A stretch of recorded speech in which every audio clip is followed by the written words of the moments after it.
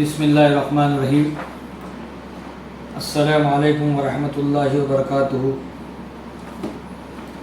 मेरे मुअज़्ज़ज़ भाइयों दोस्तों, 27 रमज़ान को एक वीडियो मैं अपलोड किया था जिसके अंदर शब क़दर की रात को पुलिस के तरफ से किसी किस्म की पाबंदी या रुकावट नहीं है। मैं इलाक़े के आला ओहदेदारों से DSP और CA से बातचीत किया हूँ और उसकी वजाहत मैंने आप हज़रात के सामने रखी थी। अब इस मर्तबा ये वीडियो बनाने की एक वजह है कि 2 दिन के अंदर ईद उल फ़ित्र हमारे लिए बहुत बड़ी मसरत और हमारे लिए ईद की खुशियों का एक मौका है। लेकिन बड़े अफसोस के साथ कि गुज़िश्ता रमज़ान भी हमारा घरों में गुज़रा और ईद उल ज़ुहा बकरीद की नमाज़ हम लोगों ने ये क़दम आगे बढ़ाकर मस्जिदों में गुजारा। लेकिन इस मर्तबा पूरा साल आफ़ियत के साथ गुज़रा। हुकूमतें अपने मकसद के तमाम चीज़ें पूरे कर चुकी, उनके मज़हब के तौर तरीक़ों पर उनके इबादतें वो कर चुके। पूरे मुल्क के अंदर 5 सूबों के अंदर 5 स्टेट में करोड़ों की तादाद के अंदर वोटर्स पार्टिसिपेट करके इलेक्शन भी कर चुके। और सूबे आंध्र प्रदेश के अंदर 3 बड़े बड़े इलेक्शंस भी आंध्र प्रदेश की हुकूमत में कर ली। सरपंच पंचायत इलेक्शंस, बल्दिया म्यूनसिपालिटी इलेक्शंस, MPTC और ZP इलेक्शंस, और उसके साथ साथ हर एतबार से रैलियाँ और उसके लिए जो जो चीज़ें उनको ज़रूरत थी वो तमाम चीज़ें हुकूमतों ने कर ली। बावजूद WHO वर्ल्ड हेल्थ ऑर्गेनाइजेशन और इंटरनेशनल लेवल पर और मुल्क के अंदर बहुत सारे लोगों के मना करने के बावजूद केंद्र और राष्ट्र सरकार दोनों ने अपने मफाद और फ़ायदे के लिए इलेक्शंस कर चुके। खैर वो अलग बात है जिसके अंदर अपने लोग भी शरीक हो गए। लाखों की तादाद के अंदर लोग सफ़रर हैं, उससे मुतासिर हैं, परेशान हैं। हुकूमतों को उसकी कोई परवाह नहीं, वो अपना मकसद पूरा करना जानते हैं। और आवाम भी अल्लाह माफ़ फरमाए, आवाम भी बेवकूफ़ी के साथ हर कोई अपनी अपनी मर्ज़ी से उनके साथ दे रहे हैं। खैर वो अलग बात है। लेकिन 2 अशरे अल्हम्दुलिल्लाह रमज़ान के बड़े आफ़ियत के साथ और अच्छी तरीके से गुज़रे। तीसरा अशरा शुरू होने से पहले जैसे सेंट्रल और स्टेट गवर्नमेंट के तमाम इलेक्शंस कंप्लीट हो चुके, उनका मकसद पूरा हो गया।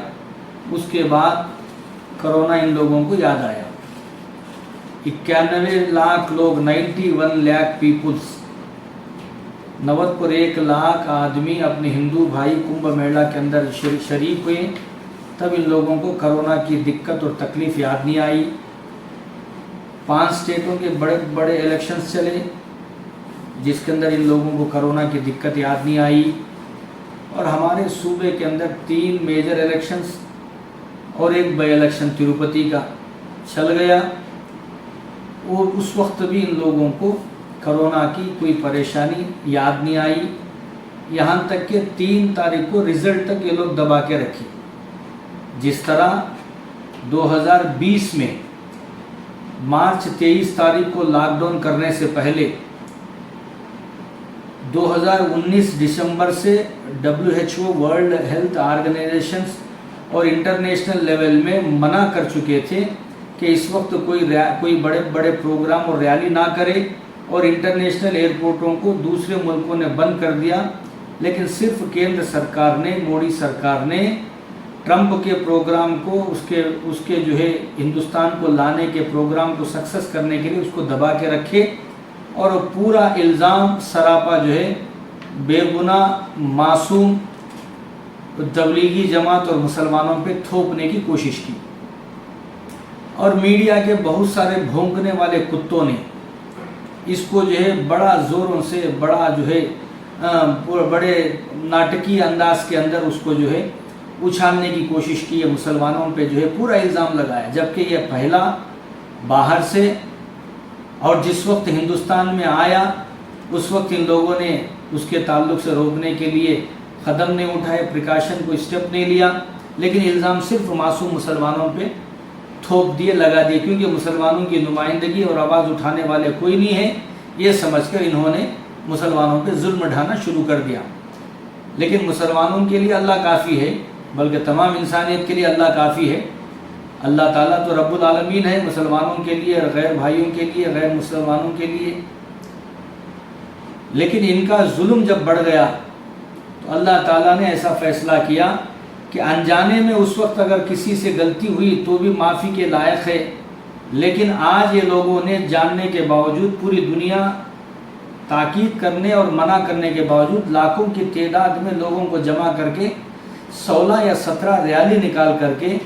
ذمہ دار حضراتوں نے جو غلط کیا یہ پورا ملک جانتا ہے، بلکہ انٹرنیشنل لیول میں ان کی تھو تھپڑ ہو چکی۔ ان کے بھروسے پر کوئی فنڈ دینے تیار نہیں ہے، اور جو بھی ملک کو جو ہے دوسرے ملکوں سے فنڈ آ رہا ہے، ریلیف آ رہا ہے، وہ ریڈ کراس یا کسی آرگنائزیشنز کے ذریعے سے آ رہا ہے۔ یہ حکومت، ہندوستان کی حکومت کو بھروسہ نہیں کر رہے، خیر وہ دوسری بات ہے۔ اصل بات یہ ہے کہ مسلمانوں پہ جو ظلم کیا گیا،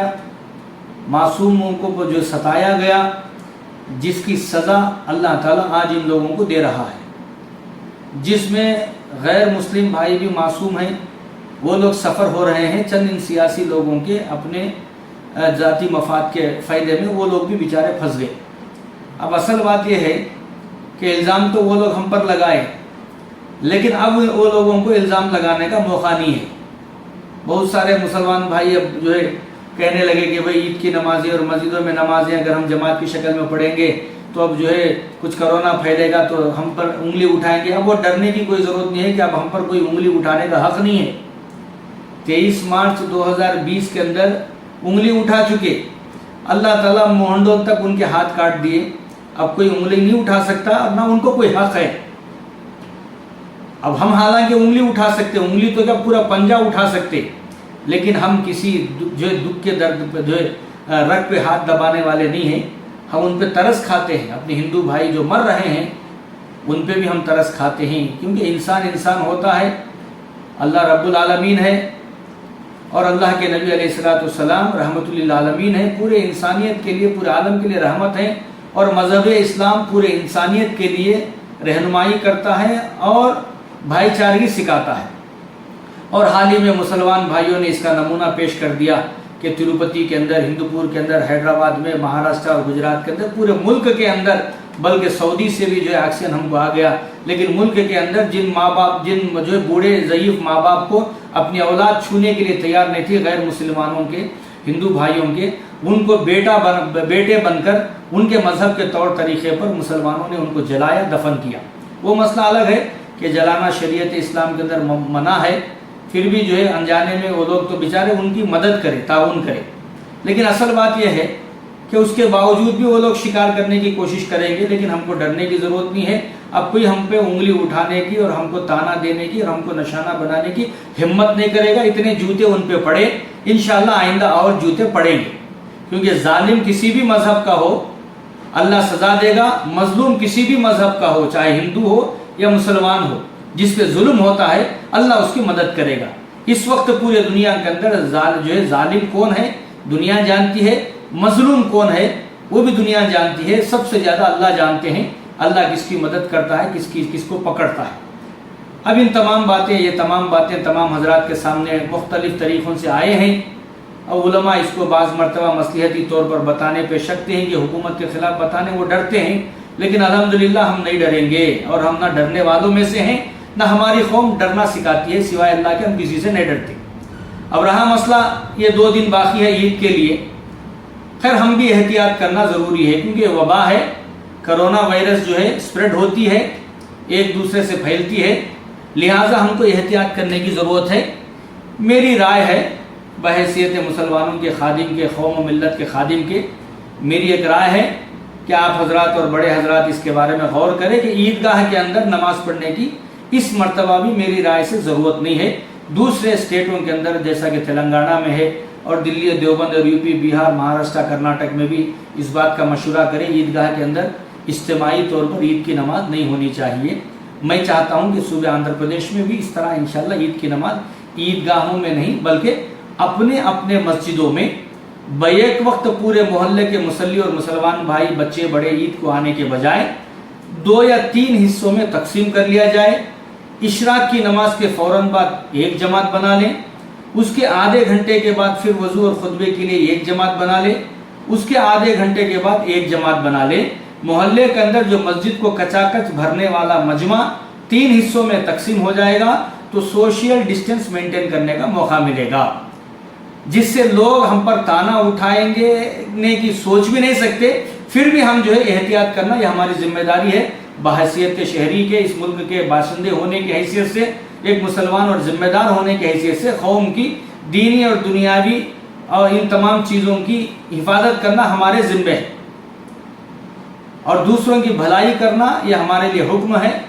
برے کاموں سے روکنا اور بھلے کاموں کی دعوت دینا، بھلائی کے اندر جو ہے عبادت کے طرف ہو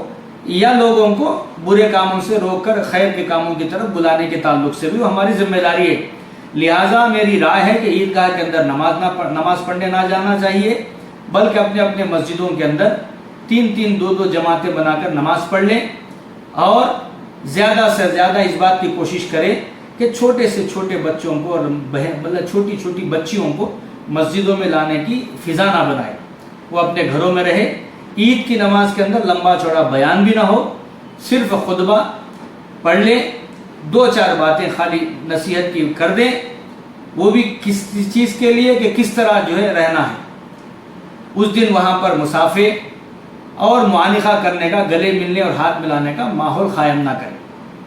نماز پڑھیں، دعا کریں، پوری امت کے لیے دعا کریں، پوری انسانیت کے لیے دعا کریں، ان یتیموں کے لیے دعا کریں جن کے ماں باپ دنیا سے اس بیماری وبا کی وجہ سے چلے گئے، ان معصوم بچوں کے لیے دعا کریں، اور ان جو ہے بوڑھے ضعیف ماں باپ کے لیے دعا کریں جن کے چھوٹے چھوٹے جوان بچے ان کے بیویوں کو بیوہ بنا کر اپنے گھروں میں چھوڑ کے چلے گئے، اور چاہے وہ ہندو ہو یا مسلمان ہو،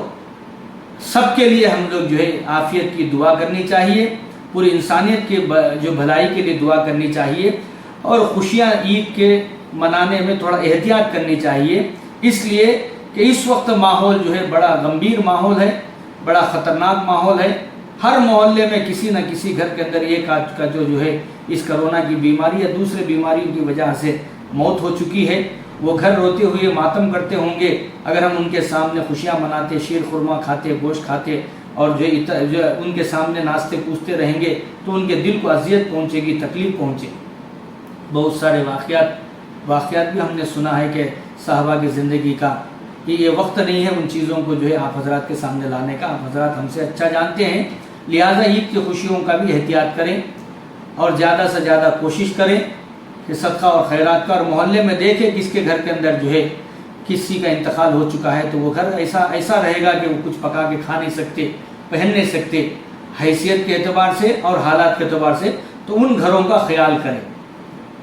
ان گھروں کا خیال کریں۔ اسی کے لیے شریعت کے اندر جو ہے صدقہ، زکوٰۃ و فطرہ یہ تمام چیزیں رکھے ہیں، تاکہ اپنے پڑوس میں، اپنے رشتہ داروں میں، اپنے بھائی بہنوں میں، اپنے جو ہے عزیز و اقرب جو ہے قریب لوگوں میں جو مجبور ہیں، پریشان ہیں، ان کا خیال کر سکے۔ فطرے کے تعلق سے بھی میں جو ہے آج یہ جو 2 باتیں کہنا چاہتا ہوں کہ اکثر علماء کرام اور اکثر مسجدوں کے اندر فطرے کا جب تذکرہ آتا ہے،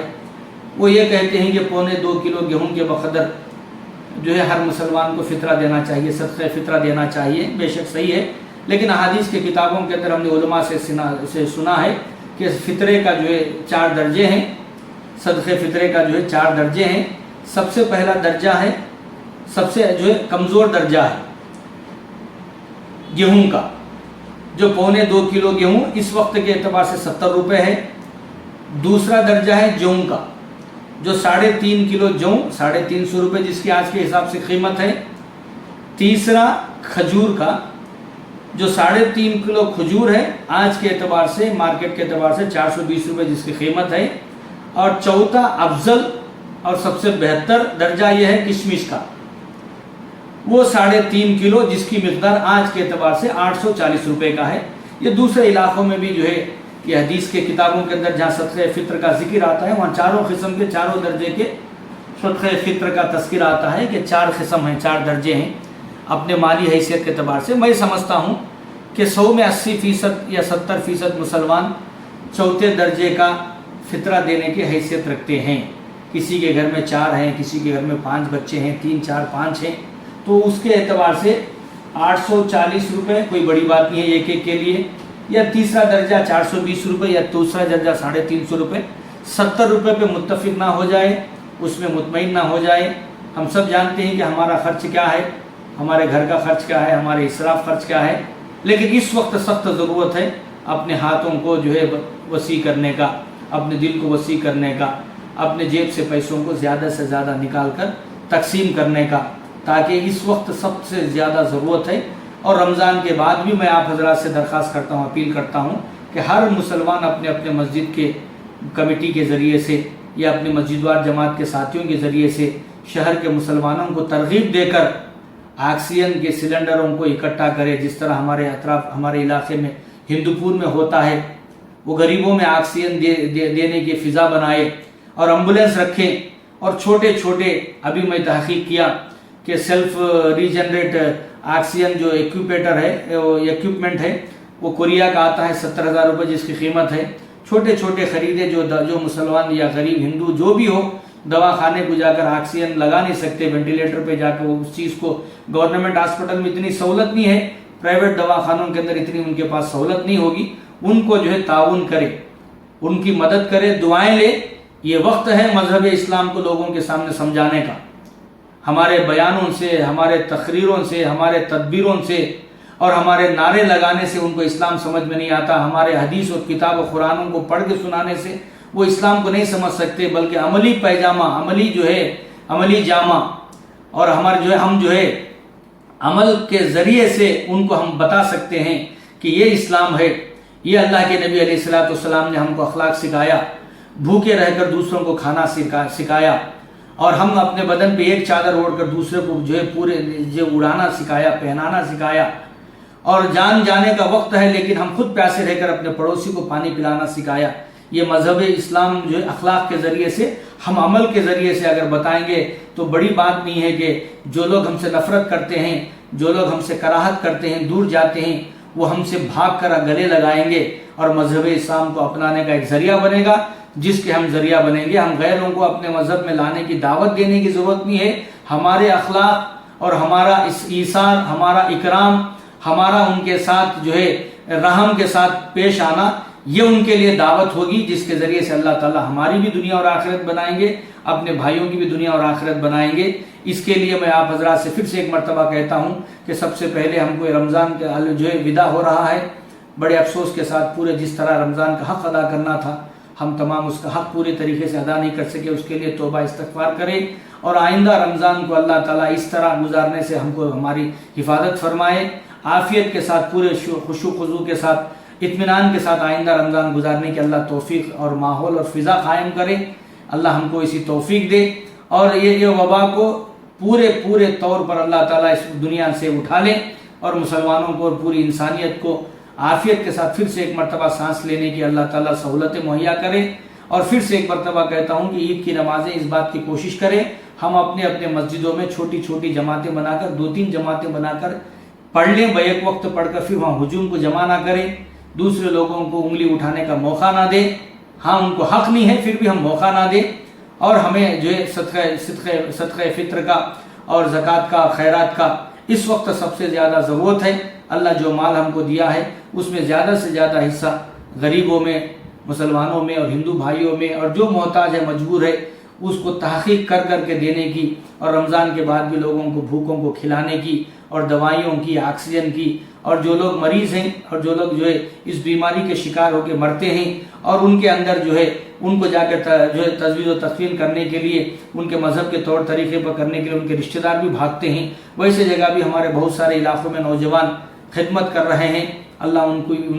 کی ذریعے سے اللہ تعالیٰ دوسروں کو ہدایت دے اور ان کو صحت دے، ان کی اللہ حفاظت کرے، کیونکہ اس بیماری کے اندر بھائی کا نہیں ہے، باپ بیٹے کا نہیں ہے، لیکن لوگ جو اپنے بھائی جو ہے نوجوان سب کی قربانی دے کر جو ہے ہر کسی کی خدمت کرنے آگے بڑھتے ہیں۔ اگر کسی ایک دو کو بھی اس بیماری کے اندر جو مبتلا وہ ہو جائیں گے تو دوسرے جو ہے اس کام کی طرف نہیں جائیں گے۔ اس لیے اللہ سے سب دعا کرے، ایسے نوجوانوں کی ہمت افزائی کرے، ان کے حق میں دعا کرے، اللہ ان کو صحت دے، عافیت دے، اور اس بیماری سے سب سے پہلے اللہ ان کے گھر والوں کی حفاظت کرے، اور وہ جو خدمت کرتے ہیں وہ خدمت کے ذریعے سے اللہ ان کی آخرت بنائے اور پوری انسانیت کو ہدایت کا ذریعہ بنائے۔ اللہ ہم تمام کو جو ہے اس باتوں پہ عمل کی توفیق عطا فرمائے۔